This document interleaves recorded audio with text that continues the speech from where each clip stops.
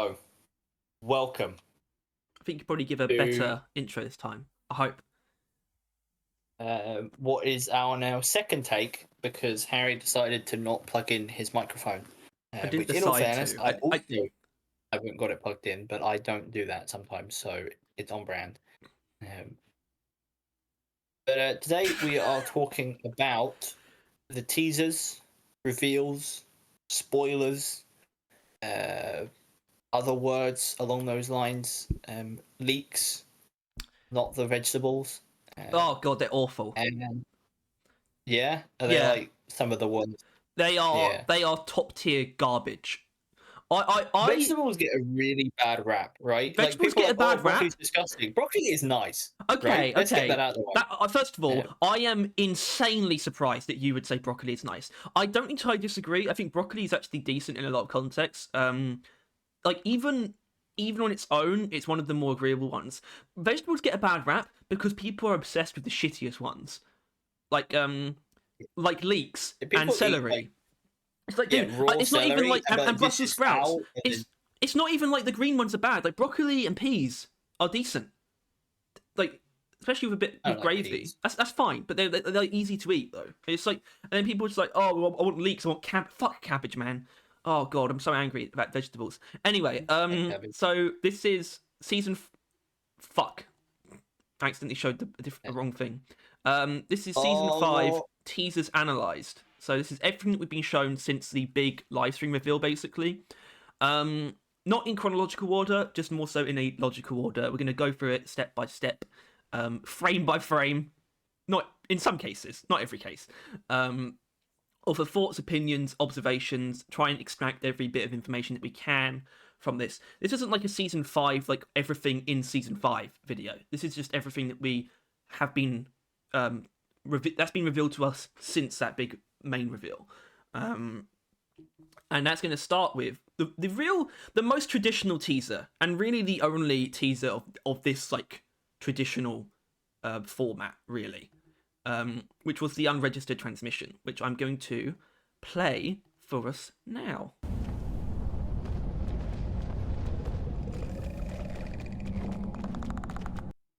There you go. There you get all my suggested videos. So I'm going to mute it, bring the playback speed all the way down. So this was basically the first sign, I would say, that we're getting more in season 5 than we realised. Easily. It's pretty obvious that this creature is tied to the season event, as in that's we were led to believe that there would be season event teasers. And so that's what this very clearly is. I don't think, assuming this is still called the Hoxie's Crawler, I don't think it's like a super generic enemy. I think that's still kind of up in the air, though, how generic it is. They have not given off the impression that it is actually tied to the thingy, like, since, right? It is like, and obviously we'll get into this more. I wouldn't say this is a spoiler because we're going to be talking about it later on. But it's just kind of there in the like artwork, right? It's not like next to the core stone or anything. I mean, it's just an enemy. we'll get into that. The core stone's not even really in the art. I mean, there is that to take note of. So yeah, I mean, obviously we don't know what it's called, but we do know, and this was kind of up in the air at first. We do know that it is that creature that we saw in the rogue core below Dex post. Like, it's obviously that, right?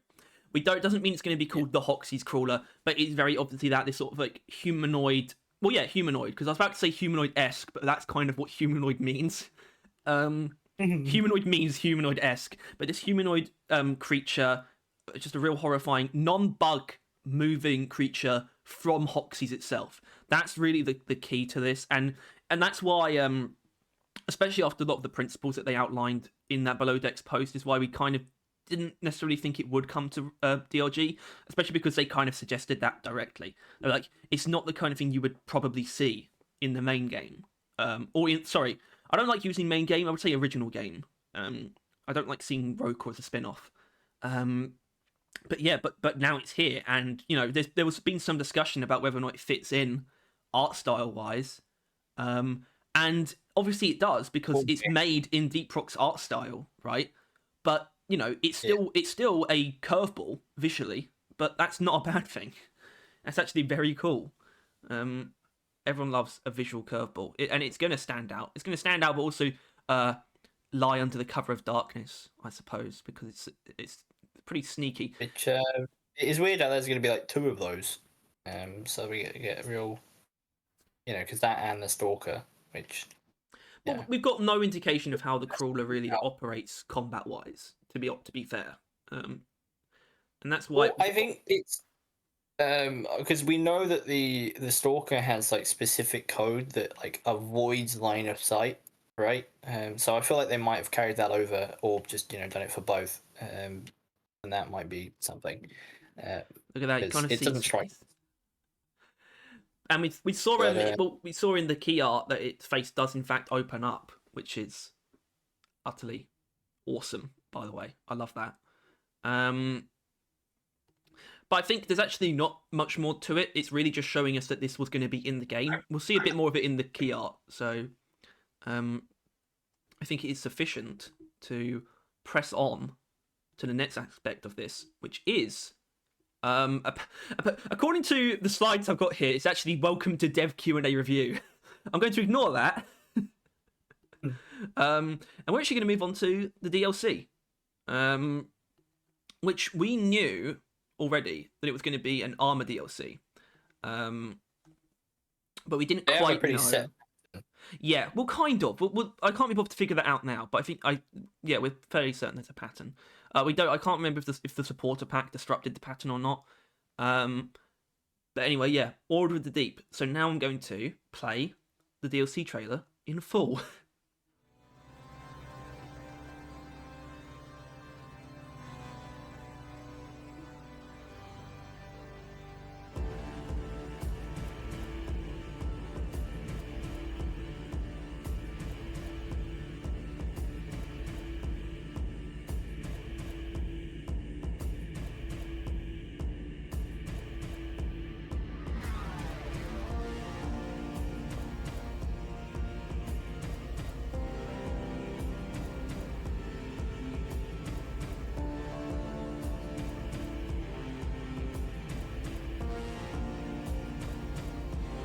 Oh, I'm gonna stop it there because the next part's just the Deep Rock logo.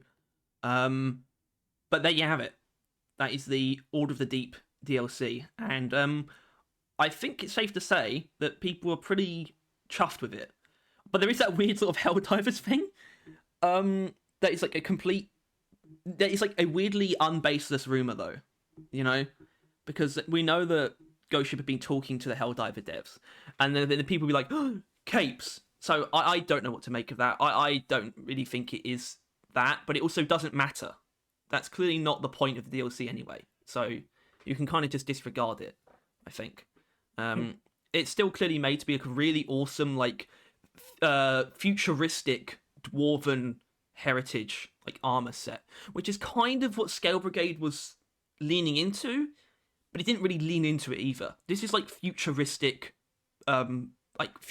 knight armor, which is, I think, speaks to something that a lot of people have wanted for a while. More fantasy-inspired stuff, but still set within Deep Rock. Like, it works within the universe. So I'm pretty, like, confident in saying this is up there as far as DLCs go. Like, really up there. The armor especially is some of the best armor, I think. I think the only thing is the paint job's a bit unmentionable, really. Well, it isn't. It isn't. It's clearly like flashy and like metallic and stuff, but it also kind of just looks exactly the same as the supporter 2-pack paint job. Do you remember that? It's kind of like the grey, but kind of like the muted silver and gold. I can't really identify a difference. For me, it really comes down to the armor and those helmets, man. But I think the helmets are really nice, especially the full face helmet. Yeah. I mean, come on. That does a lot for me. And the armor itself is really, especially Gunner. And that's not a surprise, because Gunner's just the king of looking insane, But I really like all of them, especially Engineer with the strap across his chest and things like that. Also, the DLC does technically do something that hasn't been done before, which is giving Bosco a framework. They always give Bosco a paint job, but this time he actually has a full set.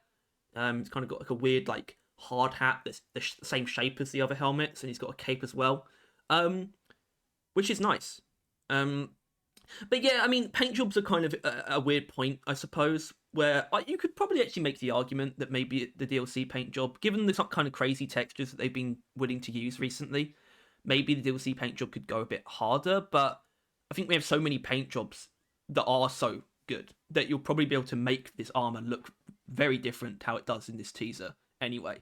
And it's also, the paint job fits the theme, I suppose. You don't want like some weird like neon animated paint job necessarily for an armor set like this, I suppose. No. But it's not the most exciting paint job. Everything else, great stuff, and we love capes, I think. Capes are cool. Capes, even are though they very do cool. get superheroes good. Oh yeah. Incredible. What? That's what Incredibles is about. That's the point of the entire That's like movie. the entire. Wow. That's Imagine the message that you wanted to say. I mean, what is the message if not that?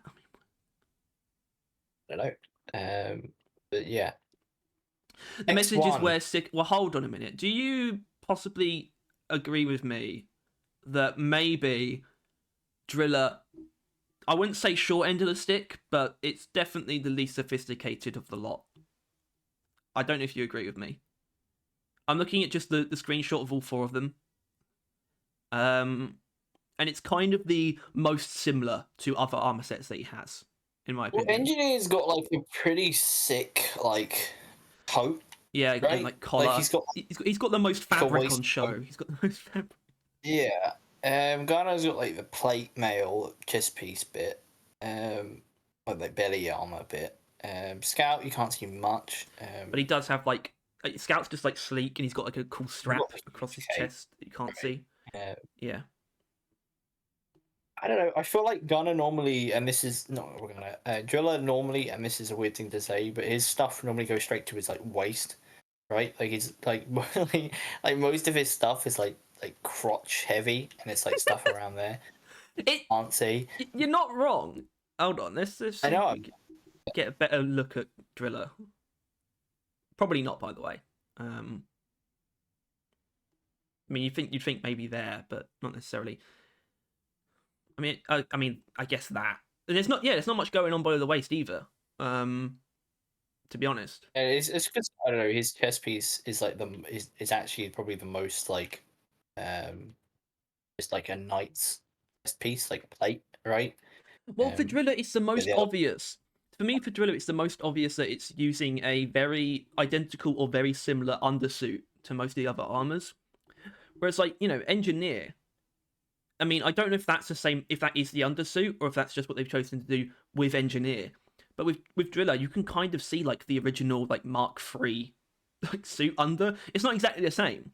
But the point is, I think all of the other ones very much so avoid having, like, an undersuit on display. Or, like, like a part that isn't... they all look from the ground up built around the Order of the Deep theme. Yet Driller, there's, like, a remnant of, like, his original armor almost in there. It doesn't feel as original, is what I'm saying. It doesn't feel built from the ground up as the other three. I'm sorry to like do like a weird burst your bubble moment and shit on Driller's offering for this DLC, but I kind of think it is the weakest of the four armors in my opinion. So sorry about that. Would have grilled myself. Yeah. And that's krill with YouTube. I said krill. He said krill. Like the fish. Like the key art. Which you're just going to have to... Obviously, we don't have a video for the key art. So, we're starting with, though, the obscured version. We'll move on pretty quickly, all right? Because, we've got both versions here for some reason. So, there's not dilly-dally. It's also kind of weird. Why. Good one. Well, the obscured one, we can skip it, but there was some weird like speculation born out of this, I suppose. Obviously, the basic thing is everyone hunts for the numbers, right, for the release date, and they are in there. But to be honest, I actually couldn't find most of them. I found the 6 that was on the side of the pod, but then the only important number was the 13, right? And I don't actually know where it is, to be honest. But that's the only one that mattered. Also, there was some weird stuff. In fact, we can actually move on because these things still apply to the main one. So there's some weird stuff that people end up sort of saying about this key art without realizing that all it really comes down to is just a framing device. Like the light coming in from the hole, for example. You get some people saying, "Oh, are we going to the surface?" Right? It's called drilling deeper, you know? So essentially the exact opposite of that. Yeah, it's literally just to highlight the elevator. That's all it is. It's just art. It's just art, like principles being applied to a piece of art. And you know, people speculate, oh, what biome is that? Because to be fair to that notion, it's not identifiable, but that's only because it's completely barren. You know, it's just an extremely basic template environment. Like it. Good. Yeah, Right? well, we Not also only to begin know we do know there isn't a new biome. We do know that, like Yeah. from the gameplay that we've seen now from season 5. So don't worry about that. But it did give us a better look. You know, it doesn't give us much of a look at many things. It's really the crawler, I suppose, and the stalker. So the crawler, if you were to zoom in on that, you would see it is opening up its face, which is pretty cool. Which I wasn't sure if they were going to adopt, but it kind of makes sense. What? It's scary, Harry. Oh yeah, well it is scary, but you know it's kind of got that weird like husk mask face going on. It's like a fake face on the front. I don't know what the point of that is. I kind of think it's probably just going to be a intimidation thing, you know.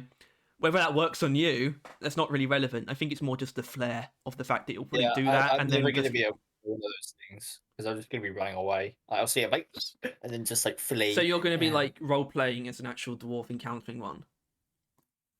Yeah, no, that's just how you I are would react. literally terrified. Yeah, just like gut wrenchingly, like what the hell is that thing, and then run for my goddamn life. Yeah. So yeah, I'm looking forward to it. Yeah. Also got the Stalker, who was first revealed in his full form there. A weird amount of people actually kind of suggested that it wasn't the Stalker. I don't know why. Maybe it's because like, oh well, the Stalker would be invisible. No. And we do know this is a Stalker from gameplay of actually it in motion. That is the Stalker. Yeah, he's quite small and he's quite frail. But he's still a piece of shit. Is what it comes down to. Classic what? I mean, he's classic now, really, isn't he? Well, I'll make an observation when we actually look at him in motion about the classic nature of the Stalker. But yeah, the key art is fairly self-explanatory. And this is we are by no means into like the meatiest part of this. So yeah, it's cool. I mean, is it good key art though? I guess, because let's be fair to season 4 for a moment. Not to season 4 though, to the marketing. That art was pretty like over the top and cool as well though. Harold was front and center. Yeah, no. The colors were pretty insane. This is pretty basic, and yes, it does reflect the season theme, but it's not the most flashy thing in the world. I really think they should have like said it in the geode. Yes, right? I think that's pretty obvious actually. It's like a very striking place. I think it like maybe they might be concerned with like it being a bit too much visually, but I feel like they've always kind of been that, right? Like the Glacial Strata one, I think was the best one, right? The one with the Nemesis. Right? Yeah, it was pretty like, damn good. Yeah. Even though there was essentially nothing in it, really, because that update barely added anything. Well, this is arguably more dense and more populated of an image, but it's also not as striking. Like the season 2 one, it was fairly simple. It was kind of just the dwarves just positioned in different places in the glacial strata, and there was just a nemesis approaching them, and they were just shooting. It was very simple, but it was really striking at the same time because the colors were so well utilized. The glacial strata is the perfect thing to contrast against the nemesis's color palette, and that's literally what it came down to. It was really simple, but it was so like eye-catching at the same time. There's a lot going on here, but it's not super eye-catching. You kind of have to look at it for it to catch your attention. You kind of have to give it your attention for it to catch your attention. You know, you have to start looking at it and then notice the things in it to be like, oh, that's kind of cool. Yeah, so I guess it's a weird thing to pick up on, but you know, we are here to offer opinions as well, and I don't think it's the strongest key art that they've done, to be honest. And that is a thing. I don't think the branding of the season is too strong, which leans into it being a very straightforward update, which we love. But it's still a thing that we should recognize. The branding is clearly not the focus, and we'll just have to see if that's going to actually hurt season 5 or not, because it could. And I hope it does. Yeah, the content is not going to be bad, but it's if the numbers are down, it will come down to marketing. Otherwise, everything else is divine. Yeah, as will be revealed in short order. So now we're going to get into the stream that they did yesterday.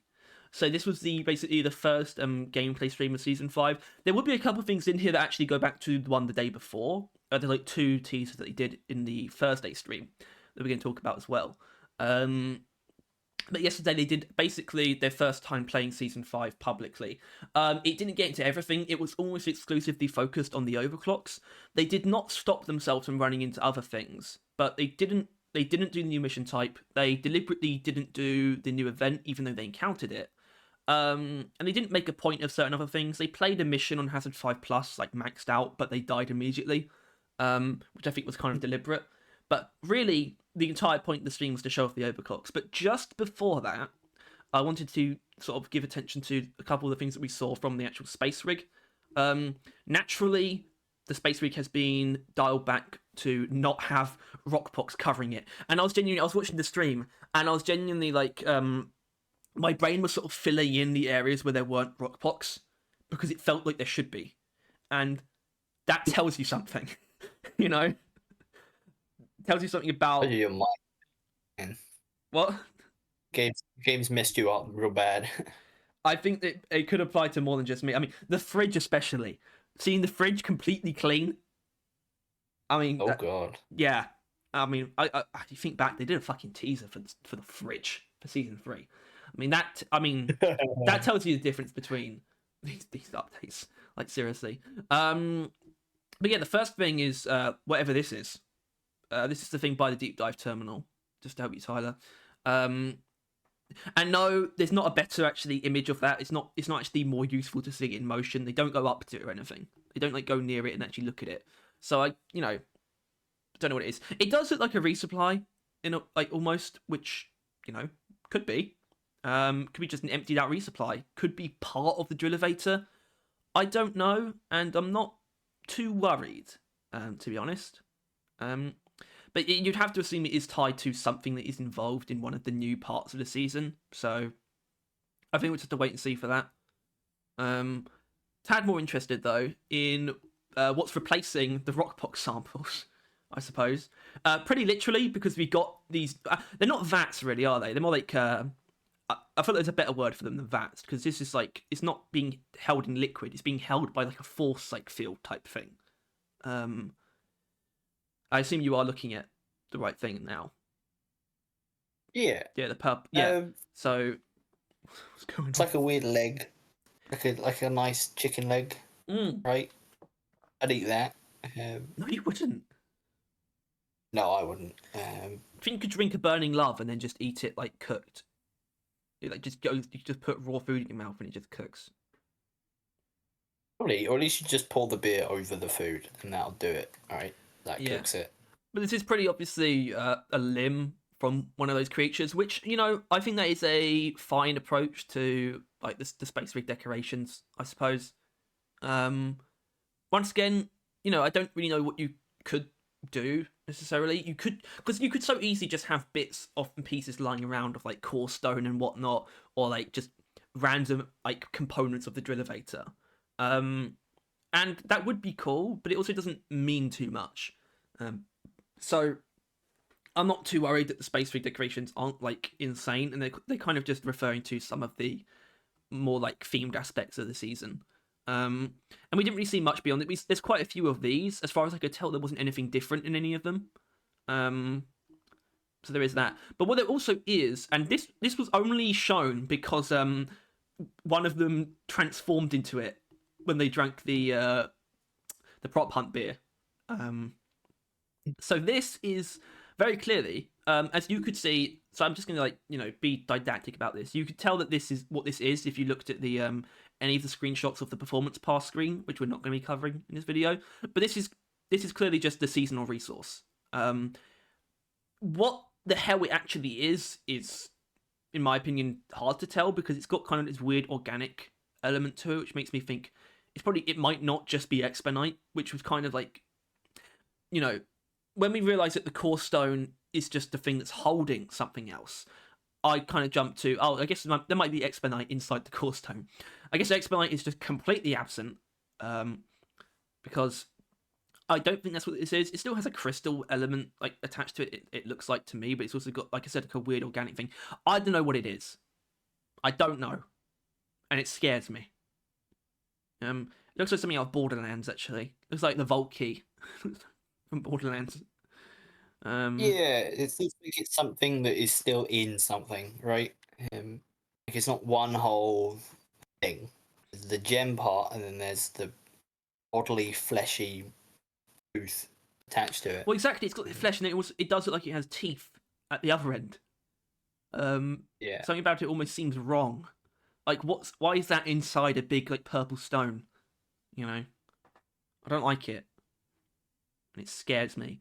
But, you know, it could be relating to what is the more potentially dominant or pronounced enemies of Rogue Core, potentially. But at the same time, it's kind of a thing that we just have to wait and see. And we'll probably find out what it's called, like, pretty quickly. I mean, that will probably come with, like, you know, possibly the patch notes. So at least experimental, people will be able to jump in and just take a look at what is actually going on, like the situation briefing, for example, in the season terminal. It's stuff that will come to light pretty soon. But we do have a lot to chew on when it comes to the new overclocks. In that we did get a relative look at all but one of them. And I mean relative because some of them weren't shown in direct gameplay, and some of them didn't have their stat screens shown in the space rig, but there is still a lot to go on here. And we are starting with actually we're starting with cluster rockets, which I didn't send you a picture for because I got a screenshot, but it's from in-game, it's not very useful. So we're going to transition to the footage of cluster rockets. Cluster rockets being the Hurricane's new overclock. So let's take a look at that now. It's not like it's not usable at all. But you get most out of it by using the clusters. So that was a little snippet that I chose to show for cluster rockets. And I feel like it gets the point across pretty well. He's not using it on like a huge group of enemies, but I thought just showing the spread of the cluster was pretty useful. And I don't know if anyone caught that the rockets are like different. Like the rockets are like these weird like it's like a weird package of multiple little like explosives tied to a rocket, which explains the pretty significant ammo situation and how low it is. Which is actually kind of a running theme for a lot of these overclocks, to be fair. There's a lot of ammo penalties going on, sometimes not in the most direct way either. But yeah, I mean, we had a pretty clear desire for what the Hurricane's overclock could be, which meant that we were probably never destined to have it realised, because it was so specific, you know? We kind of set ourselves up there. But I can't say I'm disappointed. It's not the most jazzy one out of the bunch for me, even though it is, like, visually it's quite striking, and it also has this effect where it looks like it has a sort of radius around the rocket, which I'm not sure exactly what that means, because the cluster bombs can clearly go further than that radius, but it's still there. And you also have to activate the clustering mechanic by pressing reload, as I found out from watching the stream, which I find a tad confusing, because I don't know if that means it's just going to make you start reloading anyway. That's the thing that I'm sort of a little bit confused about. Is how it's actually handling that, and if you can just do it at any time with any amount of missiles in the air.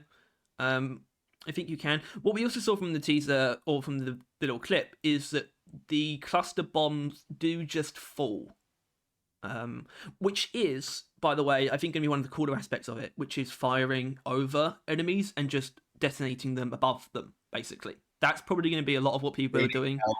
Exactly. And I think that's going to be a lot of fun. It's very clear to me the point of this is pretty like massive area coverage, which you can almost get with Mine Layer, but it's less reliable and, you know, it involves like the weighting and stuff. I feel like with this, you can just sort of cover massive areas just very quickly and reliably. This is the most AoE hurricane, right? Like this is going to Yes. be the best for clearing out a huge ass group, which, yeah, no, seems cool. We won't use it because they're not like hurricane. But, Wow. yeah. Moving on. He won't use it. Right, so this is pump action for the Warthog.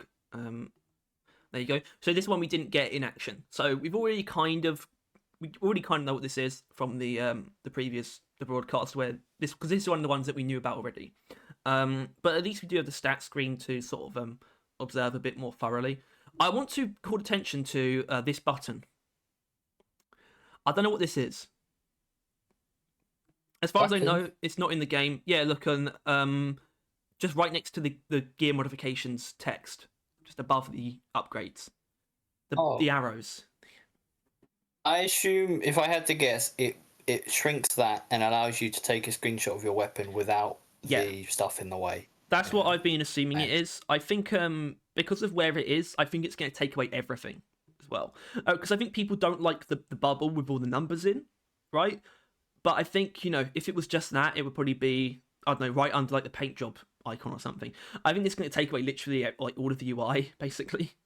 So you can just look at your weapon. It will only show like, I think it will show like the white mods and your overclock, and it'll be like it on the very far right. Yeah, so, I like, personally, it's like by the way, I still want to be able to select the cosmetics because I could make a lot of use out of that feature if I can still be easily able to select the framework and paint job, but have nothing else in the way.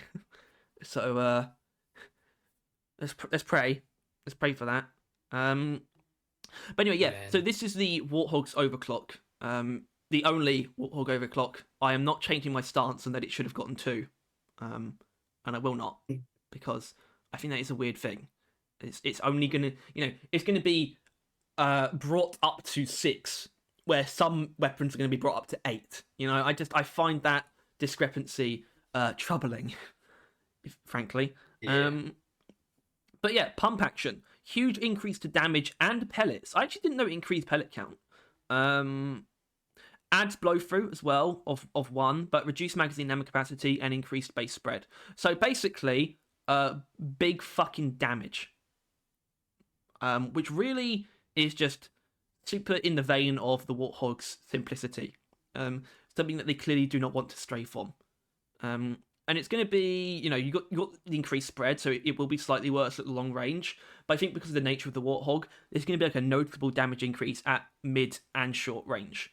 I am actually observing, and I'm going to try to observe in a bit more detail, the actual numbers we got there. I should have had Carl pulled up already.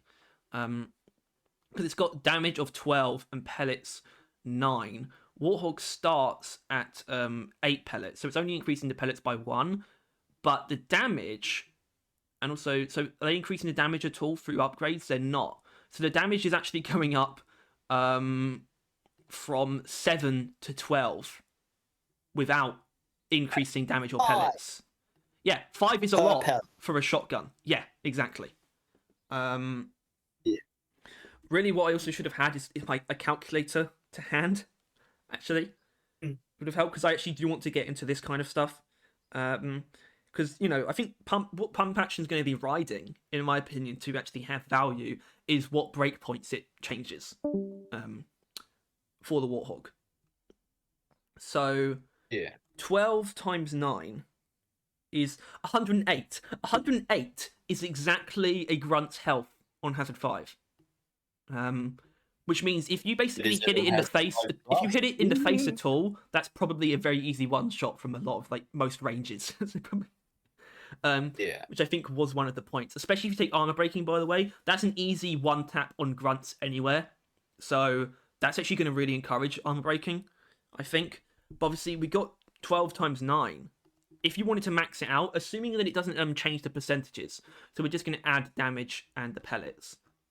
So that would be 2 more pellets, which is 11. So it's 13 times 11. 13 times 11, which is 143, which is still not enough to kill a slasher.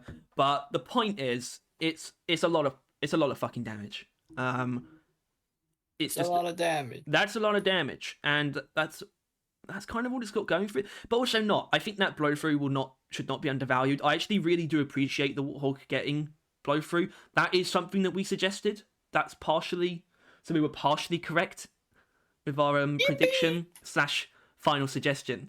But I think this is finally going to give the Warthog a bit of credence in a bit of credibility in the situations where it originally didn't, which is the difference between the boomstick and the Warthog. The Warthog actually wasn't that good at like intense close range situations, you know, where you're surrounded by enemies or there's a lot of enemies close to you, even if they're not surrounding you. But now with like the spread is actually going to help here. The increased spread and blow through means you probably can hit a lot of enemies at once and probably tear through like grunt hordes quite easily. So it's not just a single target. This actually leans into the Warthog being pretty general purpose, possibly even crowd clearing on its own. So, but also, you know, it's still got massive damage, so you can absolutely go in for single target. So I can honestly say, as much as I really wanted a super interesting overclock for the Warthog, pump action is not, you know, failing to do something that will probably be valued by a lot of people. It's far from a disappointment. I still really, you know, I'm still gunning for another one, and that 7th one would have been the more interesting one, which is why I don't have a problem with pump action. I don't have a problem with pump action. I just have a problem with the absence of a 7th overclock. But yeah, I think it's pretty good. And you know, we don't even have gameplay for this one. You know, it wouldn't be too insane, really, anyway, to watch, because there's not, you know, as far as we know, it might actually have a new animation for you like cocking the weapon between shots, but that would be all that's all there would be to see in action. So yeah, we can now get into the ones that we have both stats and gameplay for, such as Scorching Tide. And I'm going to give you can just sort of read it and you can realize why this is actually exactly what we wanted, I think. Out of Scorching Tide after we first saw it. Is full of flamethrower, I assume. Yes, indeed. Holding reload charges up and fires a horizontal spread of intensely hot projectiles. Which at that point we're confident that it's projectiles now, isn't it? It's not a wave. It is a bunch of fireballs. Well, let's actually right? watch it. That is true. All right. So we don't know. Ah, shit. Yay! So you have to keep in mind it's not the person playing. Guys, get Obviously. the Hulu order. He also gets grabbed while using it, so watch this. We got it. Hey! Oh, man. Oh hell yeah! And I think it did kill the cave leeches. That grabbed him. I'm not sure. And I think it looks like you charge it quite quickly. Considering he just like used. Well, it, actually, basically. I'm actually gonna have to replay that because I wasn't showing it. Out of them, they didn't tell us. That's You're a fine. bit of a silly That is ball. true. So we Look, don't- man. Ah, shit. Yay! Guys, get the Hulu order. Oh, that's deep. We got He it. uses it there, and then Hey! immediately Oh, after man. uses it then. Yeah. So that definitely, not only does that look fun, but I spent a lot of time poring over the actual stats to try and figure out exactly what's going on, and I have realized it is pretty much exactly what we wanted, and that really comes down to charge shot projectiles, the number, as well as them having a direct damage component. 8 projectiles, 60 damage. That's 480 in one. So you can absolutely shotgun the shit out of something if you want to. And obviously, you have that you have the fact that it's definitely, unless it's a dreadnought, it's going to set on fire wherever you shoot, and the sticky flames that it lays beneath them. So we have absolutely got our high burst damage flamethrower shotgun on the go. Let's go. Yeah. Which is good because, you know, you could easily be like, oh, why don't they just buff Face Melter for that? It's like, no, I'm not interested in that anymore. You know, I'm not interested in Face Melter just being really strong. But I am interested in this. I think it's going to feel good in a lot of different situations as well. It's got, you know, it's got a very strong ranged component to it, a very strong broad aspect to it in that, you know, it's going to spread fire over long range, but also a long wide range as it widens as the projectiles go. Which was important because when I was led to believe that it was just going to be a wave, like just a single beam projectile, that made me imagine it would be static. But given that it is projectiles that are being shot out in a fan, that is an expanding range or, you know, width of damage. So you've got that, but also the ability to just shotgun a Praetorian at close range. Honestly, things like Wardens would probably die in like immediately. So you've got that as well. So good going. I ran the numbers. It has no ammo penalty, which is really nice. The penalty is literally just the thing itself, right? Which is like it using ammo. And obviously, you know, you're mostly at a standstill while charging it, but that doesn't throw anyone off, I don't think. That's not a surprise. So I ran the numbers. Charge shot cost of 25, and you can get up to 525 ammo, which was 21 shots, which is actually very respectable. Especially given the fact that they are like stronger than hyperpropellant. And it's about double hyperpropellant's count. And these are like waves of projectiles that also spread fire. So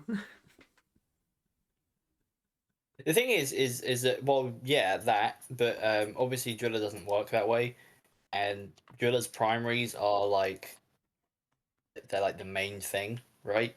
You burn through your flamethrower and you're now relying on, like, I don't know, your Sabata for like the rest of the reasonable time. So it's not that free, right? But yeah, no, I mean, it sounds like, you know, it's basically a clean, right? That kind of thing. You just use it if you need it. yeah, but it's like I think it's going to be a good example of that because people point to like Overdrive Booster, right? It's like that's a clean masquerading as an unstable, right? And I say no, it's definitely unstable and it sucks. I can imagine this actually very much so working in that capacity because, you know, I think the reason why our favourite overclocks for the flamethrower are sort of just the ammo ones is because the base flamethrower is already very good at what it does. So, you know, just adding on the ability to occasionally just shotgun something is going to be really cool. But you definitely could build around this, though. What Driller has at least is that his secondaries don't have small ammo pools. He's not like Engineer, right? Both of his weapons have decent ammo pools, especially the Wave Cooker. So you can have a pretty flexible secondary, and you could completely skewer Scorching Tide to being either for AoE or single target, whichever one you wanted. And of course, you've got the stick. You know, I figured out you could really, really quickly fuck up a Praetorian by using this on it and then temp shocking it, which I think is a pretty obvious thing. But you could also just use 2 in a row if you wanted to just kill the Praetorian, 2 of these in a row. So I think it's going to bring with it a pretty significant factor of flexibility to the flamethrower, but also just outright fun as well, which should not be undervalued. I don't think it ever is. No. I often think it's overvalued. Yeah, I mean, maybe, but I think we have escaped this one feeling arbitrary in its reason for existing, should we say? Yeah. And just being, you know, an alternate firing mode for the flamethrower. It obviously is but it's justified, I think. Yeah, no, it's obviously what we kind of hoped for, which, you know, it's like, yeah, you're lucky as. Also, Tyler, listen, you did suggest fireballs with Raving Retribution, in a way. Yep. So, anyway. It counts, baby. Let's go. Okay, so next, I actually for some reason thought Cryo Cannon was next, but it's actually the Sludge Pump. So, volatile compound. for the sludge pump. So let's preface this: the sludge pump is basically perfect, and I do not envy anyone for having to come up with a truly valuable new overclock for it. Which is my way of saying I'm not personally 100% convinced by this one. But I'm also trying to make the point that doesn't concern me as much with the sludge pump as it does with other weapons.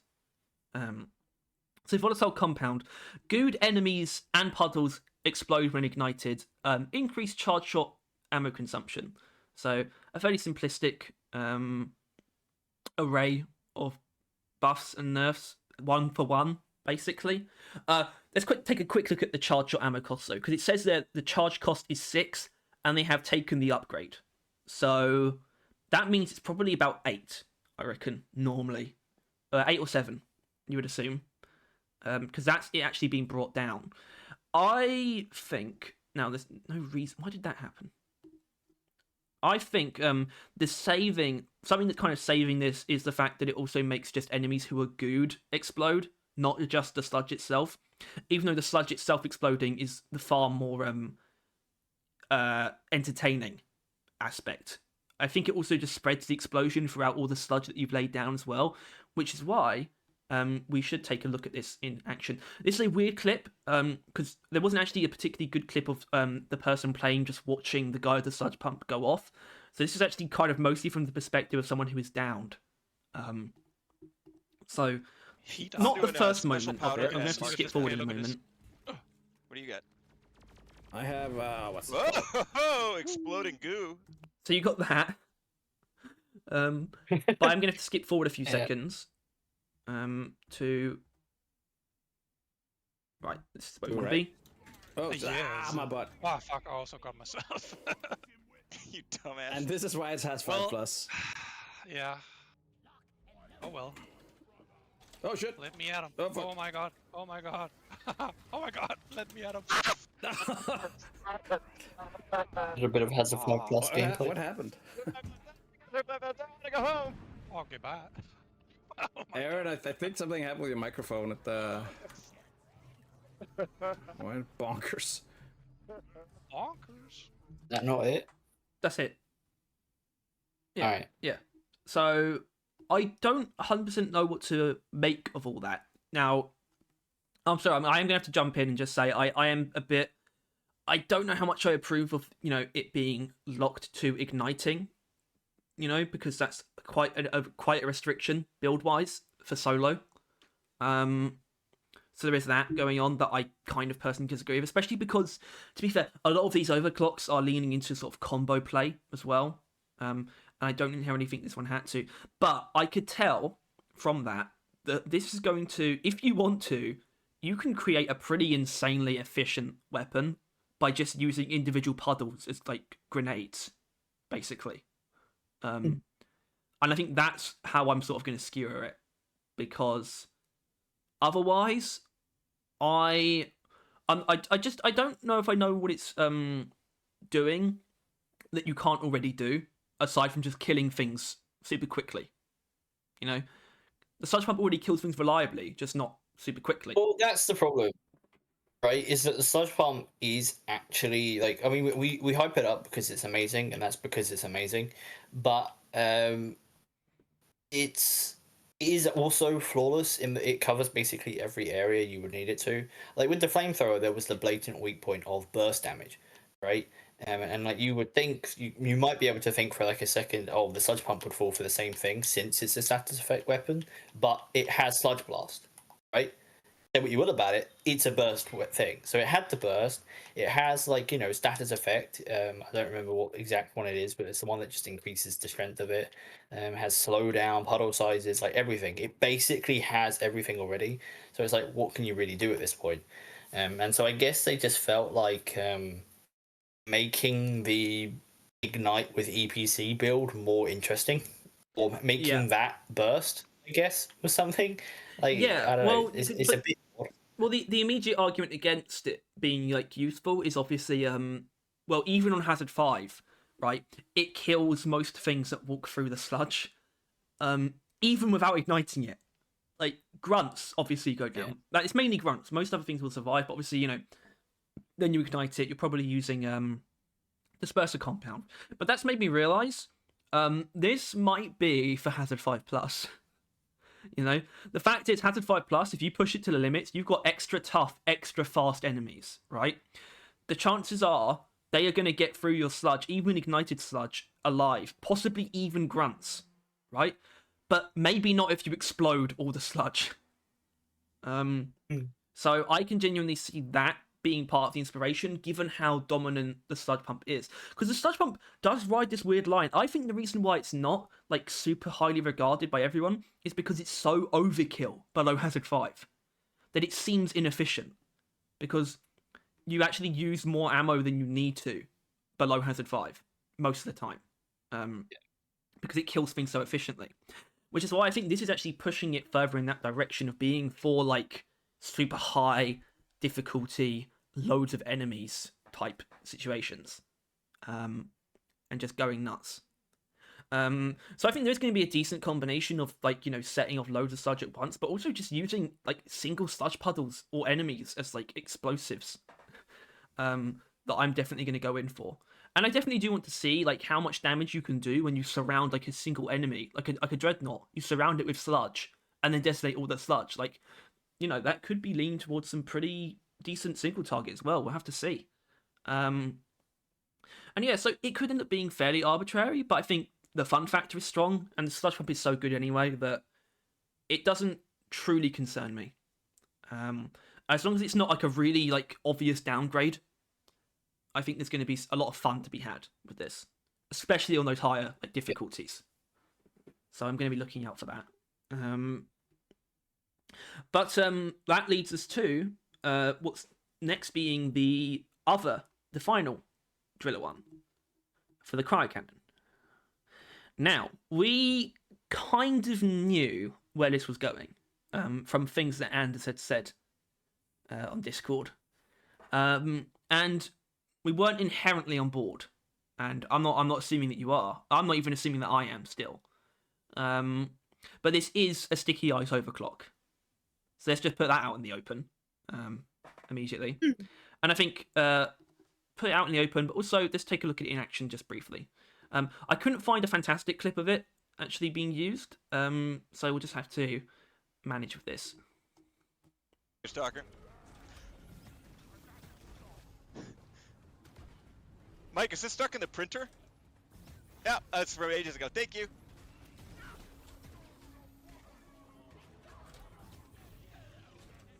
Sarukan over on Twitch is asking, why is the electricity purple? Okay, that was actually it. So we actually didn't really see it doing much, to be fair. We just kind of saw the spikes on the ground. Spikies. Yeah, but it looks kind of cool. But I want to, once again, jump in and point out the saving grace is the way it interacts with mods. And that customizability. It's essentially giving you a full range of sticky ice actually being a part of the weapon. Just by making that an aspect of it, that it can be influenced by the mods that you take. Because the spikes do damage and they also do freezing power. They do freeze enemies, and that is something that you can influence with the mods.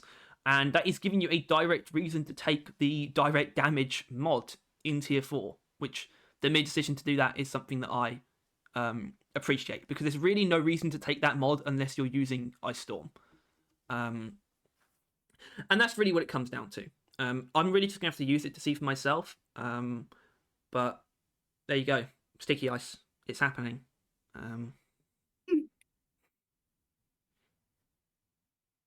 Yeah. I assume you want my take. Well, yeah, I think we definitely do. I think it could be worse. I was fearing worse, for sure, right? I was fearing that it would just be the sticky flames again. It's not that, right? You are essentially placing down like spiky balls that either kill or set a thing alight or freeze, obviously, in this thing. So it is basically the same, but I think it could be lazier and worse. It's just the way I put it. Yeah, I actually think that's a really good like take. It's like that doesn't mean we inherently agree with the overall decision, but we can't really fault the approach they've taken with the decision that they've made. It's a pretty good approach, and I like I said, I really do think it's the interaction with the mods that's gonna hold this overclock up. I mean, you think about it, right? The cryo cannon has a lot of problems. We've been over this. Its overclocks that don't really just spec into freezing kind of just fall apart. Which is why we kind of need to give something else a chance. And it was always very difficult to think of something really for the cryo cannon. So we're also not. I'm not going to pretend like I had a better. Actually, you did have a better idea. You did. I was thinking about it, and I thought your idea was just so brilliant. I'm assuming you remember what it was. It was still essentially sticky flames. Yes. Like I think we still kind of had the idea that that kind of thing for the cryo cannon is something, but it was just more. I just wanted to avoid shooting the floor. Basically, I wanted it to avoid it being another one of those, which they didn't do. Which I'm not too chuffed, but it looks funky at least. I was fearing it would literally just be what it is already in the game, but it stays there longer. But it looks like it's just going to be a bunch of spiky balls. Yeah, I don't know. I think it's going to be one of those that we're going to have to play and see how it feels. I mean, I feel like the cryo needed something better at the moment, since or at least it needs a fair amount of its current ones changed. I definitely agree with that. Yeah, I mean, I don't, because whichever way you spin it, sticky ice is technically a part of the weapon, and that even means that it shouldn't be ignored. In that you should even be like, okay, maybe we should just get rid of it if we're not going to do anything with it, or we're going to do something with it. And this is them doing something with it. So I can't entirely fault it.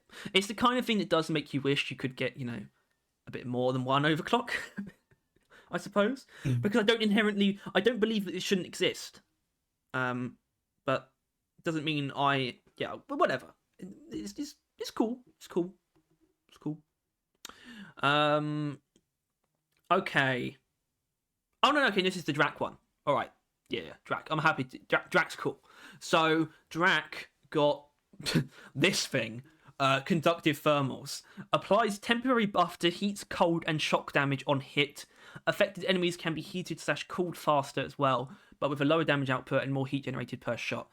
What the hell is going on here? Well, I'll try and explain in just a moment. I would actually rather attempt to show it in action first. We've also got a bit more sticky ice footage in this clip, by the way. But you have to observe the purple. Honest, we're getting a question often in the chat. Somebody says, how does this lock weapon mod work? Yeah, so basically it's automatically shooting, so you don't. It's doing it.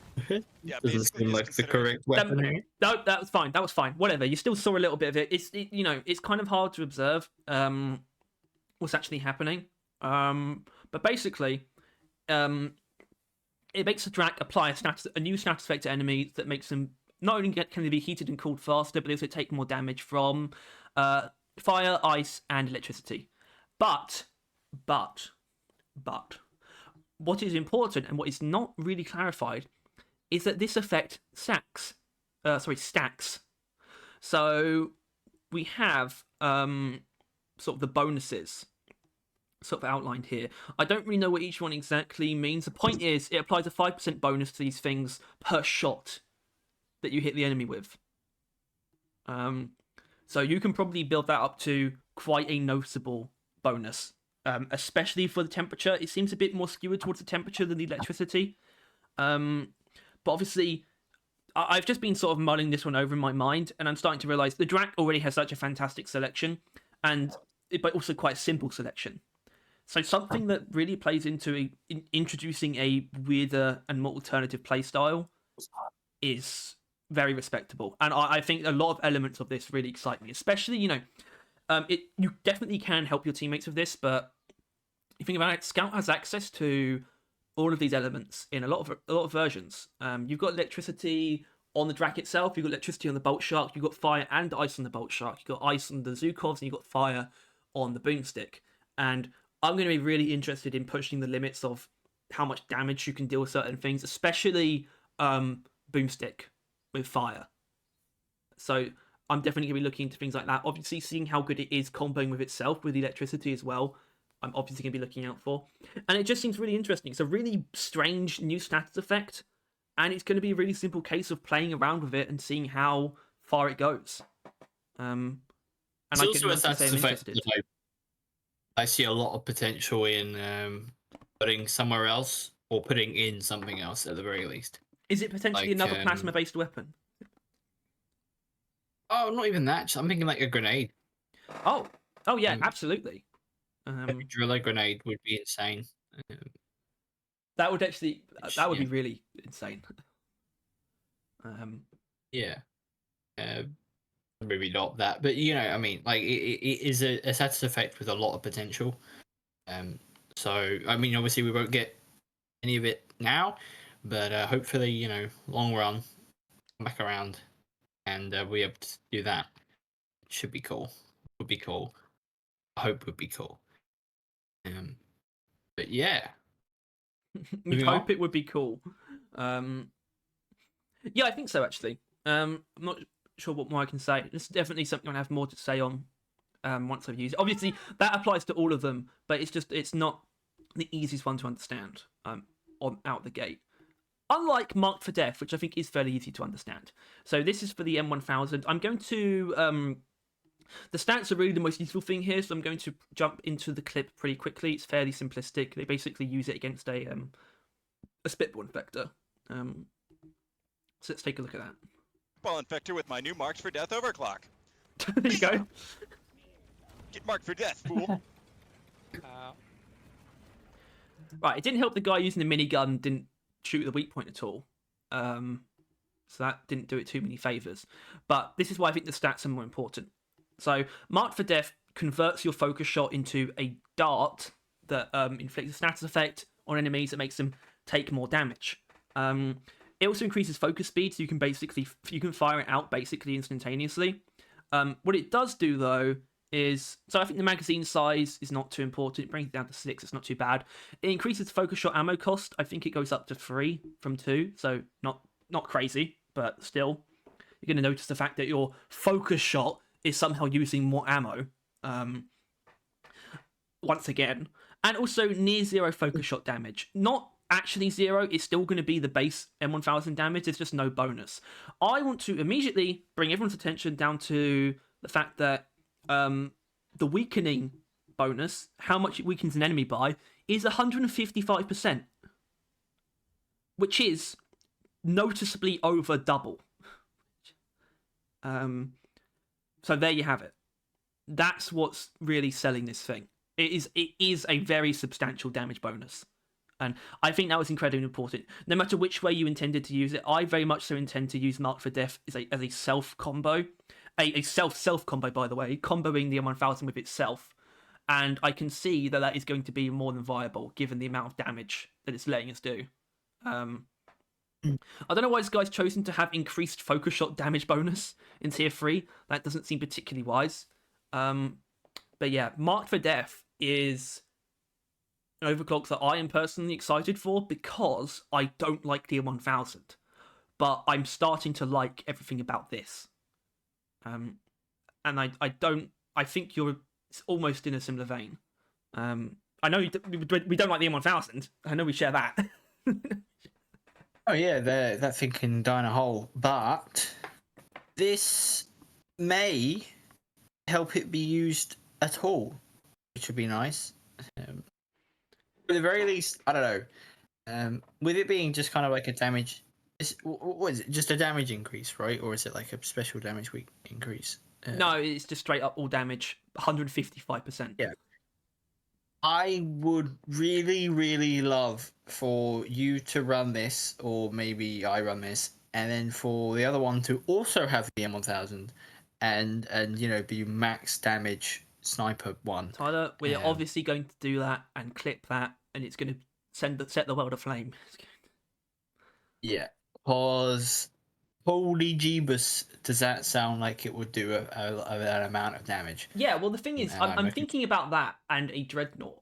I think it would do like almost too much to really be noticeable. You know, like it would it would immediately just cancel out and just go straight down to an immunity phase. You know, so Yeah, you wouldn't really know because it probably do really- more. It probably do more damage than that. Is what I'm saying. Yeah, but I mean, the thingy doesn't normally do that, so it will still be kind of crazy if it can achieve that. Yeah, and you're obviously 'Cause it was gonna actually- factor in an IFG, I assume. I think a yeah. concept that we should really be thinking about as a video is the highest damage bonus that we can apply to something. So I'm definitely gonna be Yes, thinking and about that. these overclocks are really going to help in that. Yeah, so honestly, It's- I feel a little bit bad because when they first showed Mark for Death, I was thinking, oh, look, the M1000's not getting something good. I've changed my tune like completely, and I think this is actually up there, by the way, and I think it's going to do a lot for me for the M1000, and you know, so especially creating that very specific scenario, the ultimate power fantasy, I suppose. Yeah, Hell yeah. it's in the ultimate power fantasy. What? You know, it will be the ultimate power fantasy.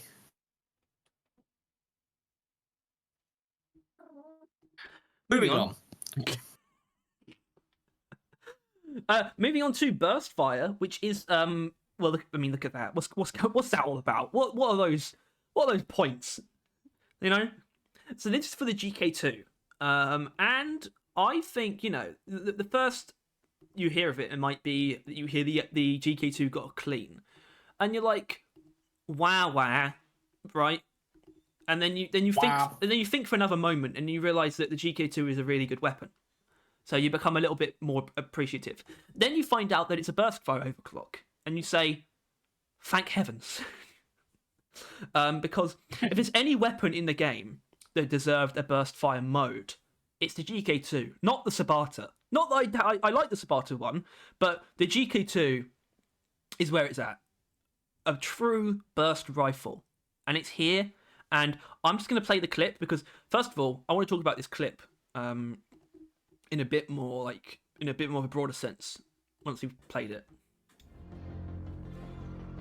Mike, what do you think the most OP prop is oh, wait, hold on. Before you answer that, just some live commentary. If you're on the stream here, what you are now watching is a teaser, for the Burst Fire Overclock, which is the Overclock coming to the GK2 Scout.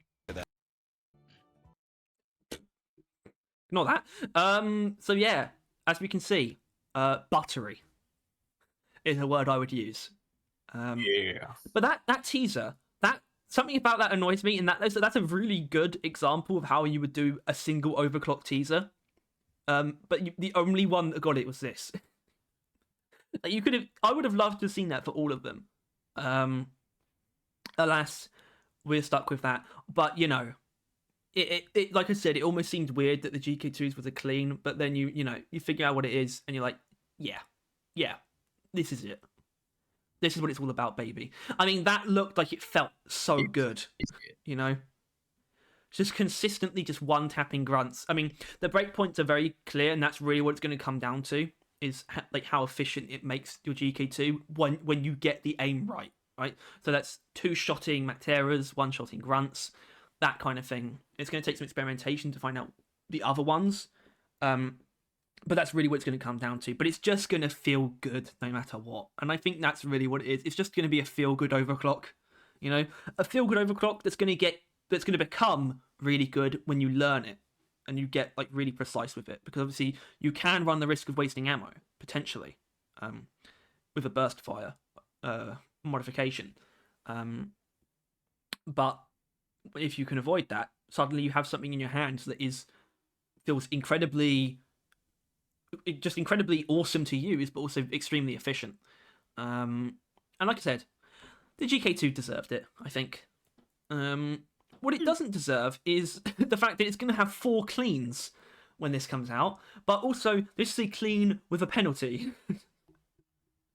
And I do want to comment on that because Anders told us that it was actually originally going to be a balanced, which is why I have to question this stat screen in the fact that I'm just going to say this: it should either be just reverted back to a balanced, or you should just make it a clean and just remove the penalty from being shown, because it's obviously going to inflict something on the rate of fire, right? That's not a surprise. It's a burst fire overclock. Your rate of fire is obviously going to be different in some way. So that kind of just doesn't need to be displayed. But aside from that, I mean, look, GK2's got a really good selection, and just be able to do something that's sort of just changing the way it feels in a really nice way is kind of all it needed, really. Burst fire is A-okay with me. I'm gonna love it. I know it. I can tell. I don't think I need to say much more. I love burst weapons. Stop. Good job. Yippee. Mortar rounds! Oh hell yeah. Mortar rounds. Yep, it would be more realistic to expect like silly little references or something like that, but in the sense of like a big huge, like a big huge like crossover DLC. Nah, that's not gonna do.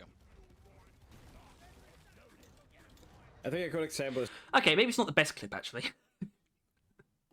What you really want is a big group of enemies to really show mortar rounds off against.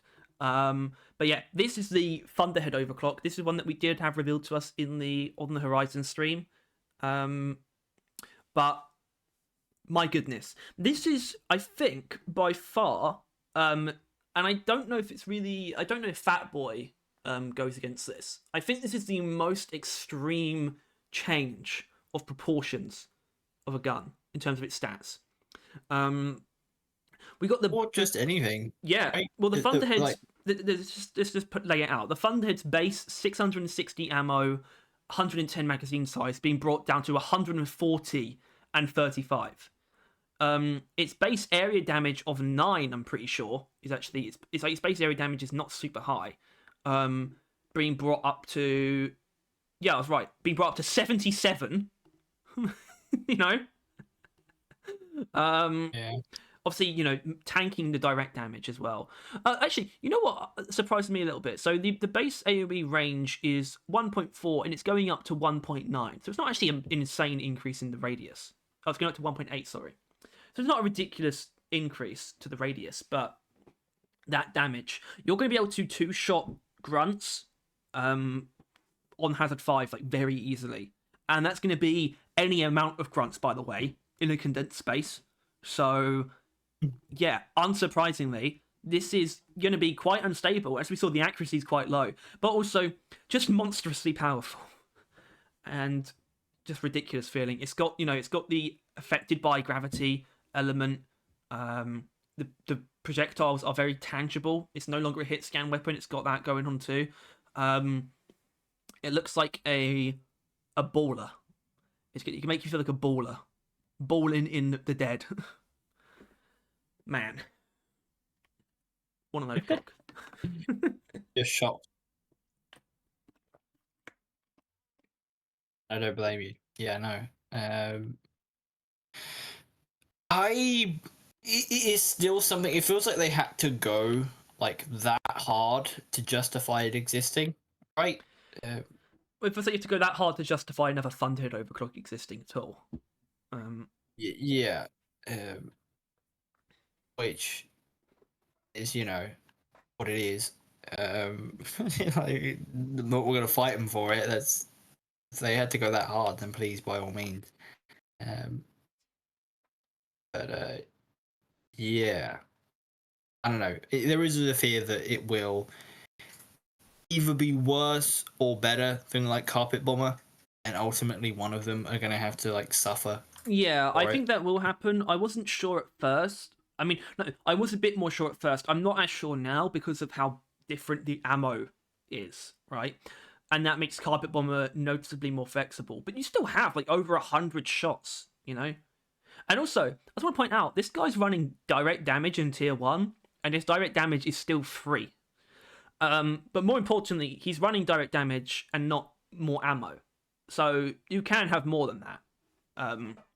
Which is kind of crazy when you compare how close this already is to the PGL, and the fact that you could potentially have like around 200 shots. So honestly, I know they're on different classes, but it makes the PGL look worse more than it makes the Carpet Bomber look worse, in my opinion. But yeah, mortar rounds. Theme you've been. Yeah, I mean, but mortar rounds I think still reigns supreme. I think is the one I'm most anticipating using and expecting to have a good time with. And you know, seeing it in action has only charged that up. Although I will point out the gameplay that we saw of mortar rounds was in hazard free, but it won't change the 2-shot grunt thing, just because of the amount of health that grunts have in hazard 5. But yeah, that's mortar rounds in its fullest form, or just in full, I guess. This is where things get a little bit fuzzy. The minigun, rotary overdrive. I'm just gonna have to read what it says. Adds charges of coolant injection that can be resupplied. Each charge reduces heat and can remove overheating, and a faster rate of fire, but it makes the weapon overheat faster. What the fuck is going on here? And I asked that because, to be honest, I don't know. I find rotary overdrive very hard to understand. But there is a clip that speaks for it pretty well. So let's just take a look. Flavor. And of course, in addition to Scotty's root beer, they're also known for their line of salted nuts. With almonds, Thanks, pistachios, and peanuts, there's nothing that satisfies like Secondi's nuts. So folks, when you're hungry and you need something to satisfy, just remember, nothing satisfies like Secondi's nuts. Secondi's nuts, folks, they're busting with flavor. Nice. Oh yeah, does anybody have an ice weapon on them or something? An ice weapon? I don't. Yeah, Well, actually, I've got cryo grenades. Okay. Alright, well, there you go. That was someone basically, you know, not having to stop firing, basically, with the minigun. So, I guess the easiest way to put it is that it lets you reload it when you've overheated or at very high heat, but that is something that you only have a limited number of uses of. I think that's the best way to put it. Although, frankly, that aspect of this overclock I find very confounding and a little bit overcomplicated in a way. All I really care about is that I probably am going to get some use out of it, but at least we got faster rate of fire. At the very least. Which was a part of the overclock that we suggested. We also suggested it would come with a weak point bonus. And I think, you know, this is an overclock that maybe could actually do with a little bit more in that kind of range. The minigun, obviously, does have a pretty decent ammo pool, and increasing DPS is increasing damage. I think everyone understands that. So the rate of fire will definitely work in everyone's favour. The ability to just, you know, just basically keep firing even when you've overheated will probably be really good. In very specific situations, that could be really good, especially depending on how it operates with aggressive venting and hot bullets. You know, assuming that synergy exists, which I think it probably does. And aggressive venting is not something I really use. If this does what I think it might do with aggressive venting, then I can see that becoming pretty meta, actually, especially with more enemies on Hazard 5+. I mean, but that's the main thing I can really see in it. And obviously it's nice to have a bit of increased rate of fire. But it's a little bit hard to be captured by. It's a bit too technical for me to be like captured by it, to be honest. I think it's a fair assessment. I think. Yeah, I mean, it's kind of one of those things again where it's like, what could you do with a minigun, right? Like, it was definitely one of the hardest ones we had to come up with, right? Yeah, I mean, we literally just slapped on the 2 stats that aren't touched by an overclock so far. That was it. And it's got one. It's got one of those. So there is that, I suppose. But yeah. Yeah. So I guess just making it run longer. And have a weird like bunch of stuff in whatever, like if you need to, fucking know what they're called, pods that you refuel at. What? A resupply? That's the one. Bravo. You have to like resupply to refresh them, maybe, or over time, or who knows. No, you do. It's a separate ammo pool that has to be replenished. So, but that's the thing. I don't know how useful they're going to be. That's really what it is. Just like, okay, I guess I can do that. And so the only reason I'm really going to be using it is if I can spam aggressive venting with it. So let's hope I can, because I will enjoy that if I can do that. So we'll just have to see. Which will be something that we'll probably find out from people using it, by the way, during the experimental branch. Okay. Next up, the Stubby. So, the Stubby. What's going on? Well, let's read this, I suppose. Conductor bullets. Shooting platforms or turrets adds an electric current to the platform or turret, I suppose. And sentries can work as nodes in electric arc. Low damage output, low magazine capacity, whatever. So I think it's safe to assume. In fact, I'm just going to say it. This is the reworked Stubby overclock that we found out would be happening. We found out there would be at least one reworked overclock in season 5. We found out it would be for engineer. We then found out it's for the Stubby, and this is it. As soon as I found that out, I immediately said to everyone that I could that I hope it's not turret arc, because they've tried so many times and failed. There's a very simple reason why I am okay with this new attempt to fix turret arc, and it's the addition of something that isn't turrets. I think is what it comes down to. So let's take a quick look. Now, I couldn't actually find any footage of it actually being used on enemies, but we can still see what's going on. Caves are wet. They're wet caves. Yeah, they're very moist. Yep.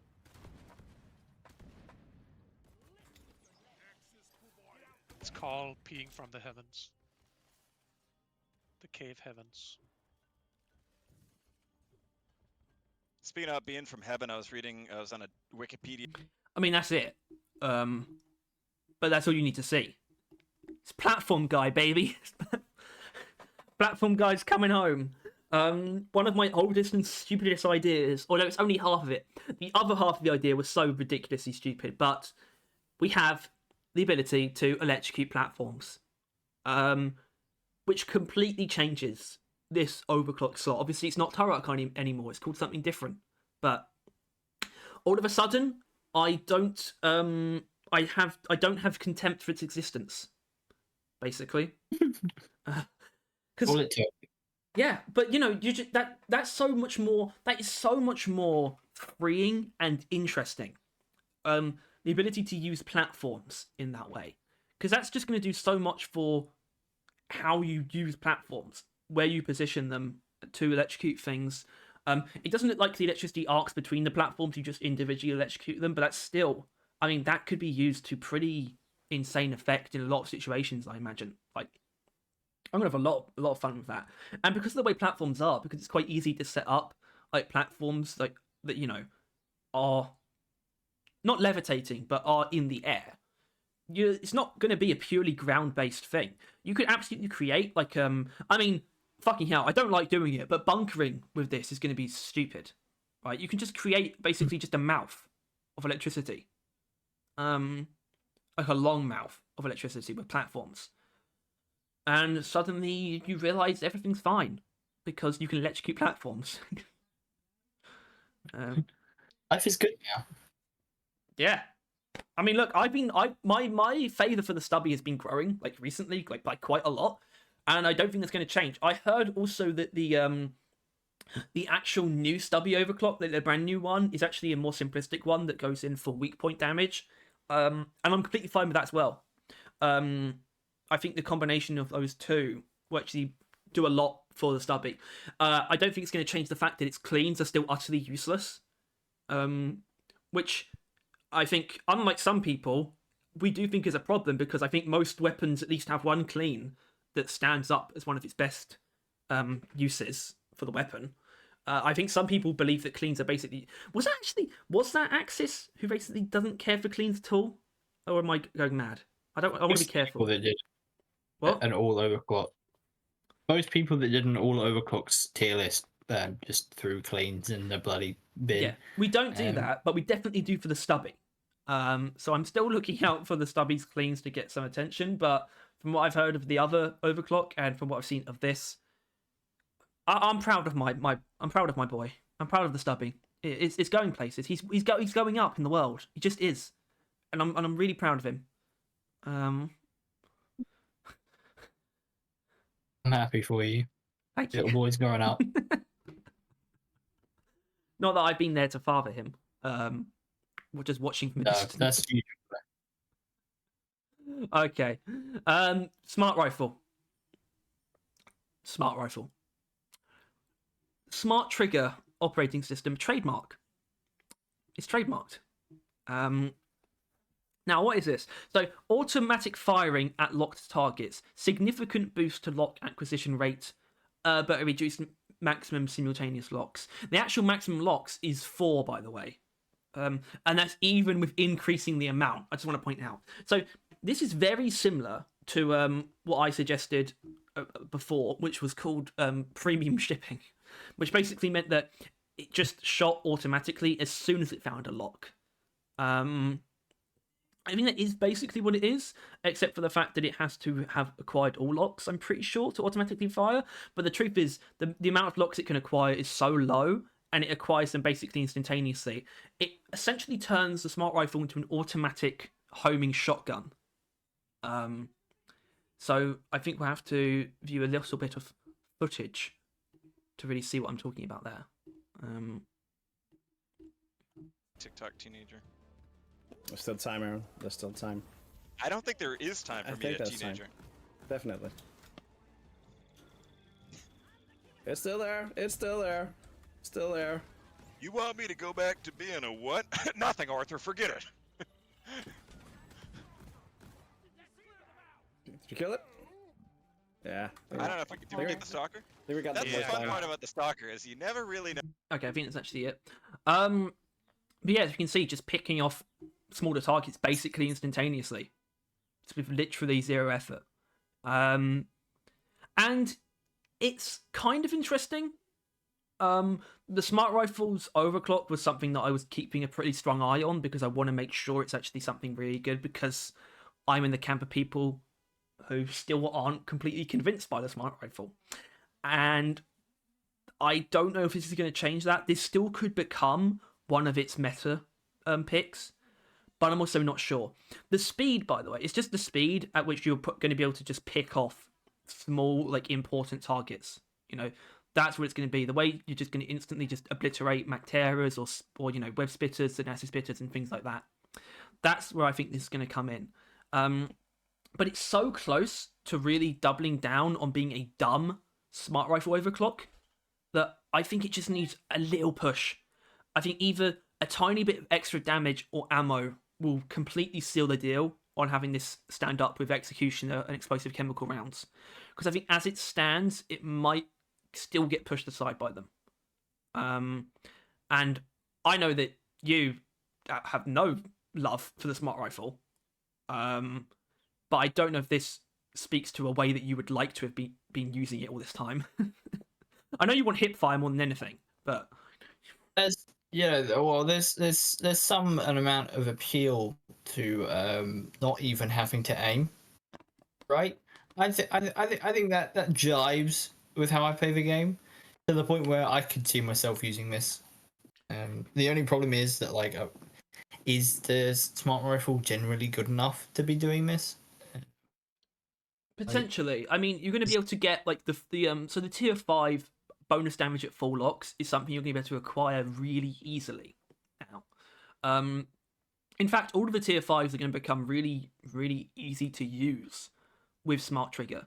So I can see, through some experimentation, it finding a foothold, to be honest. And I'm excited to try it out. I just think I personally, it's kind of unfair because we haven't actually used it yet, but I do still think it needs that little bit of a extra push in the direction of just being dumb strength increase, either a bit more ammo or a bit more damage. Very small, but I'm thinking like 2 or 3 more damage per shot, and maybe like a clip worth of ammo. One of those 2 would just go a long way, and to really sell what this is trying to do with the smart rifle. But I am not against it, at least. And I think that is important to say because I genuinely am against Neurolasso. I am against that overclock's existence. Smart Trigger is something that I'm going to welcome and give it best shot I can. So at least it's got that going for it. Doesn't rank highly among these. It's no mortar rounds or marked for death or scorching tide or burst fire. But it is the smart rifle, at least not getting a shitty overclock. It's not. What? Yeah. I would say it's quite similar to burst fire. It is. It's very similar. It's just kind of like changes how the weapon plays, and if that's up your alley, then you're probably going to be using it often. Which I will say that it probably is that case for me. Yeah, I mean, I'm looking forward to this. I know you're not more than I thought. You don't use Executioner. I know you don't use Executioner.